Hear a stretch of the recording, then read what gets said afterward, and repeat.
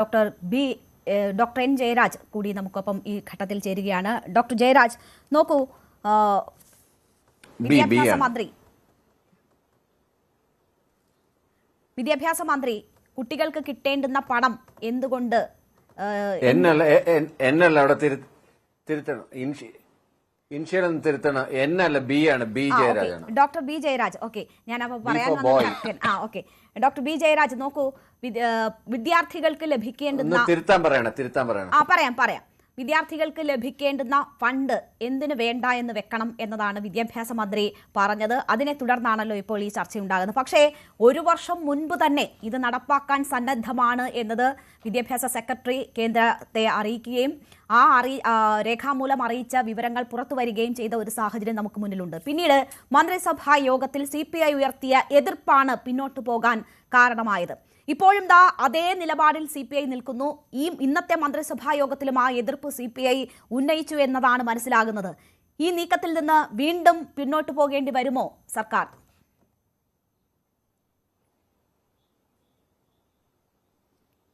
ഇതിനകത്ത് നമ്മൾ ആദ്യമേ മനസ്സിലാക്കേണ്ടതെന്ന് വെച്ച് കഴിഞ്ഞാൽ, ഈ UPA സർക്കാരിന്റെ കാലത്ത് ഒരു മുസ്ലിം വിദ്യാർത്ഥികൾക്ക് ഒരു സ്കോളർഷിപ്പ് ഏർപ്പെടുത്തിയിരുന്നു. ആ നരേന്ദ്രമോദി അന്ന് ഗുജറാത്ത് മുഖ്യമന്ത്രിയാണ്. നരേന്ദ്രമോദി എടുത്ത തീരുമാനം എന്താണെന്ന് വെച്ചാൽ, ഈ സ്കോളർഷിപ്പ് ഞങ്ങൾക്ക് വേണ്ട. അദ്ദേഹം കാണിച്ചിട്ടുണ്ടെങ്കിൽ ഒരു മണ്ടത്തരം നമ്മളിവിടെ കാണിക്കണം. അതാണ് പ്രസക്തമായ ചോദ്യം. ഇതിനകത്ത് നമ്മൾ സൈൻ ചെയ്തില്ല എന്നുണ്ടെങ്കിൽ നമുക്ക് മറ്റേ SSAക്ക് കിട്ടാനുള്ള പൈസയൊന്നും കിട്ടത്തില്ല. 1400 കോടി രൂപയോളം ഉണ്ട്. അത് ആർക്കാണ് നഷ്ടം വരുന്നത്? നമ്മുടെ കുട്ടികൾക്കാണ് നഷ്ടം വരുന്നത്. ഈ പറഞ്ഞത് കണക്കല്ല, ദേശീയ വിദ്യാഭ്യാസ നയം അതേപടിയൊന്നും ഇവിടെ നടപ്പിലാക്കില്ല. ദേശീയ വിദ്യാഭ്യാസ നയം നടപ്പിലാക്കിയേ പറ്റൂ. കാര്യം രാജ്യം മുഴുവൻ അങ്ങനെ പോവുകയാണ്. നമുക്ക് വേറിട്ടൊരു തുരുത്തായൊന്നും ഫൈറ്റ് ചെയ്യാനൊന്നും പറ്റില്ല. ഈവൻ കർണാടകയിലാണെങ്കിലും ശരി, കോൺഗ്രസ് ഭരിക്കുന്ന തെലങ്കാനയിലാണെങ്കിലും ശരി, എല്ലായിടത്തും ഇത് ഓൾറെഡി സൈൻ ചെയ്ത് കഴിഞ്ഞതാണ്. കോൺഗ്രസ്സുകാർ ഇതിനെക്കുറിച്ച് പറയുമ്പോൾ അതും കൂടെ ഒന്ന് ആലോചിക്കണം. പിന്നെ ഇതൊക്കെ എവിടെയാണ് തുടങ്ങിയെന്ന് നോക്കിക്കഴിഞ്ഞാൽ, അടിയന്തരാവസ്ഥയെ തുടർന്ന് 76 നടക്കുന്ന അമെന്റ്മെന്റ്, കോൺസ്റ്റിറ്റ്യൂഷണൽ അമെന്റ്മെന്റിലാണ് സ്റ്റേറ്റ് ലിസ്റ്റിൽ ഇന്നത് കൺകറന്റ് ലിസ്റ്റിലോട്ട് മാറ്റുന്നത്. കൺകറന്റ് ലിസ്റ്റിൽ വന്നു കഴിഞ്ഞാലുള്ള കുഴപ്പം എന്താണ്? ഒരു തർക്കം ഉണ്ടായിക്കഴിഞ്ഞാൽ കേന്ദ്ര സർക്കാരിനാണ് അതിന്റെ തീരുമാനം എടുക്കാനുള്ള അവകാശം ഉണ്ടാവുക. അതുകൊണ്ട് കൺകറന്റ് ലിസ്റ്റിലേക്ക് ഇത് മാറ്റപ്പെട്ടപ്പോഴത്തേക്കും, സ്റ്റേറ്റ് ലിസ്റ്റ് ചെയ്ത് പോയപ്പോഴത്തേക്കും ആ അധികാരങ്ങളാണ് ഇപ്പോഴവരെടുത്ത് ഉപയോഗിക്കുന്നത്. ആ അധികാരം ഉപയോഗിച്ചുകൊണ്ട് സംസ്ഥാനങ്ങളുടെ മേലിൽ അവരുടെ നയങ്ങൾ നടപ്പിലാക്കാൻ ശ്രമിക്കുകയാണ്. NCERTയുടെ പുസ്തകങ്ങളിൽ മുഗൾ എംപയറിന്റെ പാഠഭാഗം ഒഴിവാക്കി, അതുപോലെ മഹാത്മാഗാന്ധിയുടെ ഭാഗങ്ങൾ ഒഴിവാക്കി. അപ്പോൾ കേരളം എന്താ ചെയ്തത്? കേരളം ബദൽ സംവിധാനത്തിലൂടെ നമ്മുടെ ടെക്സ്റ്റ് ബുക്കുകളിൽ ഇത് അടിക്കുകയും അതിനോടൊപ്പം തന്നെ കരിക്കുലത്തിൽ ഇത് ഉൾപ്പെടുത്തുകയും ചെയ്യുകയാണ് ചെയ്തത്. അങ്ങനെയാണ് നമ്മൾ ചെറുത്തുനിൽപ്പുകൾ നടത്തുന്നത്. തമിഴ്നാടിനും ബംഗാളിനും ഈ PMC പ്രോജക്റ്റിൽ ഒപ്പിടാൻ പറ്റില്ല എന്ന നിലപാടെടുക്കാൻ വിദ്യാഭ്യാസം കൺകറന്റ് ലിസ്റ്റിലാണ്. പക്ഷെ തമിഴ്നാടും ബംഗാളും എന്തുകൊണ്ടാണ് അവർക്കത് കഴിയുന്നത്? കേരളം ഇടതുപക്ഷം എന്ന് പറയുന്ന ഈ സർക്കാർ ഭരിക്കുന്ന ഈ സംസ്ഥാനത്ത് ദേശീയ വിദ്യാഭ്യാസത്തെ നടപ്പിലാക്കാം എന്ന് പറയുന്ന ഒരു മെമ്മോറണ്ടം ഓഫ് അണ്ടർസ്റ്റാൻഡിംഗിൽ ഒപ്പുവെക്കുന്നത് എന്തടിസ്ഥാനത്തിലാണ്?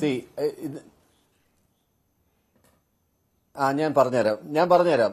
തമിഴ്നാടിനെയും ബംഗാളിനെയും സംബന്ധിച്ചിടത്തോളം ലാർജർ സ്റ്റേറ്റ്സ് ആണ്. അവരുടെ റവന്യൂ ഭയങ്കര കൂടുതലാണ്. ഇതുപോലെ നിരന്തരമായിട്ട് കേരളത്തിനെ പീഡിപ്പിക്കുന്നത് പോലെ, കേരളത്തിന് ഫണ്ട് വെട്ടിക്കുറയ്ക്കുന്നത് പോലെ എല്ലാ കാര്യങ്ങളിലും പിടിയേർപ്പെടുന്ന കണക്കുപോലെ തമിഴ്നാട്ടിലും ബംഗാളിലും, മമതാ ബാനർജിയുടെ ബംഗാളിലും, MK സ്റ്റാലിന്റെ തമിഴ്നാട്ടിലും അത് ചെയ്യാറില്ല. അത് അവർക്ക് ചെയ്യാൻ സാധിക്കത്തുമില്ല. അവർ ദേശീയ വിദ്യാഭ്യാസ നയത്തിന് തമിഴ്നാട് എന്തിനാണ് എതിർക്കുന്നത്? 86-ലും ഒന്നും തന്നെ വികാരം വിദ്യാഭ്യാസ നയങ്ങൾ മാറ്റിയിരുന്നില്ല. അവർ അതേ നിലപാടിൽ ഇപ്പോഴും ഉറച്ചു നിൽക്കുന്നു ശ്രീ ജയരാജ്. പക്ഷെ നോക്കൂ, അപ്പോൾ അവർക്ക് മാത്രമേ പറ്റുള്ളൂ, ഞങ്ങൾക്കത് പറ്റില്ല എന്നതാണ് താങ്കൾ പറഞ്ഞു വെക്കുന്നത്. വിദ്യാഭ്യാസ മന്ത്രി പറഞ്ഞ കാര്യം ചോദിക്കുമ്പോഴും ഭാവിയിൽ അങ്ങനെ വേണ്ടി വരും എന്ന് പറയുകയാണ്. പക്ഷെ എന്തുകൊണ്ടാണ് വിദ്യാഭ്യാസ മന്ത്രി ഈ ഫണ്ട് വാങ്ങും ഞങ്ങൾ, പക്ഷെ നയം മാറ്റില്ല എന്ന് തെറ്റിദ്ധരിപ്പിക്കുന്ന വിധം ഒരു ന്യായീകരണം കണ്ടെത്തുന്നത് എന്തുകൊണ്ടാണ്? അങ്ങനെയാണെങ്കിൽ ഞങ്ങൾക്ക് പിടിച്ചു നിൽക്കാൻ പറ്റുന്നില്ല, ഞങ്ങൾക്ക് കേന്ദ്ര നയം അംഗീകരിച്ചേ മുന്നോട്ട് പോകാൻ പറ്റുള്ളൂ, ഞങ്ങൾ ചെറിയ സ്റ്റേറ്റ് ആണ്, ഞങ്ങൾക്ക് അതിനുള്ള കെൽപ്പേ ഉള്ളൂ, അതുകൊണ്ട് ഞങ്ങൾ അംഗീകരിക്കുന്നു ഇത് എന്നാണല്ലോ പറയേണ്ടത്. അങ്ങനെ അല്ലല്ലോ വിദ്യാഭ്യാസ മന്ത്രി പറഞ്ഞത്. ഞങ്ങൾ പണം വാങ്ങും, കുട്ടികൾക്ക് കിട്ടേണ്ടത് എന്തിനാണ് നഷ്ടപ്പെടുത്തുന്നത്, പക്ഷേ ഞങ്ങൾ നയം അംഗീകരിക്കില്ല എന്ന് പറഞ്ഞാൽ സാധ്യമാകുന്നതാണോ? അത് തെറ്റിദ്ധരിപ്പിക്കലല്ലേ?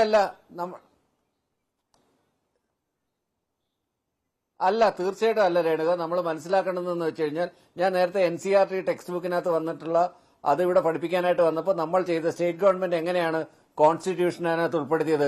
ഗവർണറുടെ അധികാരത്തിനെ കുറിച്ചുള്ള പാഠഭാഗം അതിനകത്ത് ഉൾപ്പെടുത്തിയത്.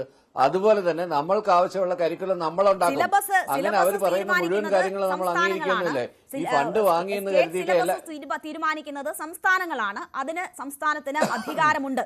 അത് എല്ലാ സംസ്ഥാനങ്ങൾക്കും ഉള്ളതാണ്. അത് കേരളത്തിനും ചെയ്യാം. പക്ഷെ ഞാൻ പറയുന്നത് ഇവിടെ പഠിക്കുന്ന CBSE സ്റ്റുഡൻസ് എന്തായിരിക്കും പഠിക്കുന്നത്? അത് കേന്ദ്രം നിർദ്ദേശിക്കുന്ന സിലബസ് ആയിരിക്കുമല്ലോ.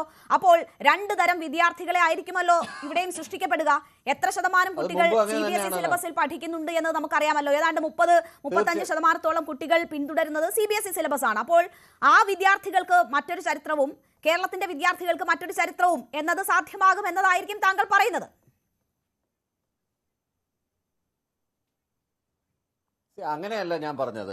CBSE വിദ്യാർത്ഥികളുടെ കാര്യം അവിടെ ഇരിക്കട്ടെ. പൊതുവിദ്യാഭ്യാസത്തിൽ വരുന്ന കുട്ടികളെ നമ്മൾ ഭരണഘടനയെ കുറിച്ച് പഠിപ്പിക്കും.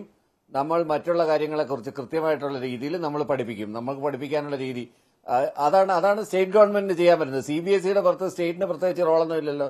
സ്റ്റേറ്റിന് പ്രത്യേകിച്ച് കൺട്രോളൊന്നും ഇല്ലല്ലോ. CBSE central board of secondary education ആണല്ലോ.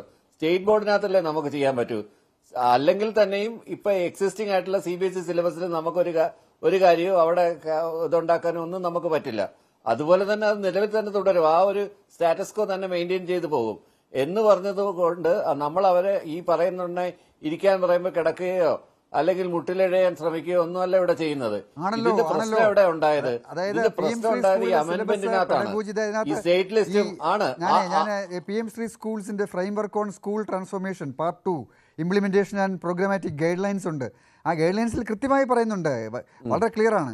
Lace out the theoretical aspects and explores the pillars of PM Shri schools, that is curriculum, pedagogy and assessment, access and infrastructure, adequacy, functionality, aesthetics and safety, human resources and school leadership, inclusive practices and gender equality, എല്ലാ കാര്യങ്ങളും ഇതെല്ലാം അതിനകത്ത് അവർ അവതരിപ്പിക്കുന്നുണ്ട്. ഇതെല്ലാം തന്നെ യഥാർത്ഥത്തിൽ ഈ പറയുന്ന PM ശ്രീ സ്കൂൾ പ്രോജക്റ്റിൻ്റെ ഭാഗമായി കേന്ദ്ര സർക്കാർ തയ്യാറാക്കുന്നതാണ്. അതേ അവിടെ നടപ്പിലാക്കാൻ പറ്റുള്ളൂ. സംസ്ഥാന വിദ്യാഭ്യാസ വകുപ്പിൽ അതിൽ ഇടപെടാനേ കഴിയില്ല. അത് പ്രധാനമന്ത്രിയുടെ പടം വയ്ക്കുന്ന മാത്രമല്ല ശ്രീ ജയരാജ്, അതിനകത്ത് വളരെ കൃത്യമായി അവർ ആ ഗൈഡ് ലൈൻസിൽ അവതരിപ്പിച്ചിട്ടുണ്ട്. മെമ്മോറണ്ടം ഓഫ് അണ്ടർസ്റ്റാൻഡിംഗ് താങ്കൾ വായിച്ചിട്ടുണ്ടോ? എടുത്ത് വായിച്ചു നോക്കൂ. ഇപ്പോൾ അവതരിപ്പിച്ചിരിക്കുന്ന മെമ്മോറണ്ടം ഓഫ് അണ്ടർസ്റ്റാൻഡിംഗിൽ കൃത്യമായി പറഞ്ഞിട്ടുണ്ട് ദേശീയ വിദ്യാഭ്യാസ നയം നടപ്പാക്കണം എന്ന് പറഞ്ഞുകൊണ്ടാണ് അത് ആരംഭിക്കുന്നത്. അതിൻ്റെ ക്ലോസ് വളരെ ക്ലിയർ ആണ്. തീർച്ചയായിട്ടും. പക്ഷെ അതിനകത്ത് നമ്മൾക്ക് നമ്മളുടേതായ ഭാഗം നമുക്ക് ക്ലിയർ ചെയ്യാമല്ലോ.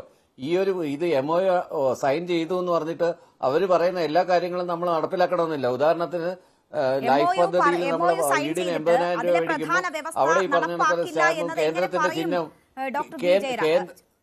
എങ്ങനെ പറയാൻ പറ്റും? MOU സൈൻ ചെയ്തിട്ട് അതിലെ NEP നടപ്പിലാക്കില്ല എന്നൊന്നും ആരും പറഞ്ഞില്ല. NEP അതേപടി കേരളത്തിൽ നടപ്പിലാക്കില്ല. ഇപ്പൊ FIUGP നമ്മൾ ഹയർ എഡ്യൂക്കേഷൻ നടപ്പിലാക്കിയില്ലേ? അത് NEP അടിസ്ഥാനപ്പെടുത്തിട്ടാണോ? കേരളത്തിന്റെ സിലബസ് FIUGP നടപ്പിലാക്കിയിരിക്കുന്നത് UGC യുടെ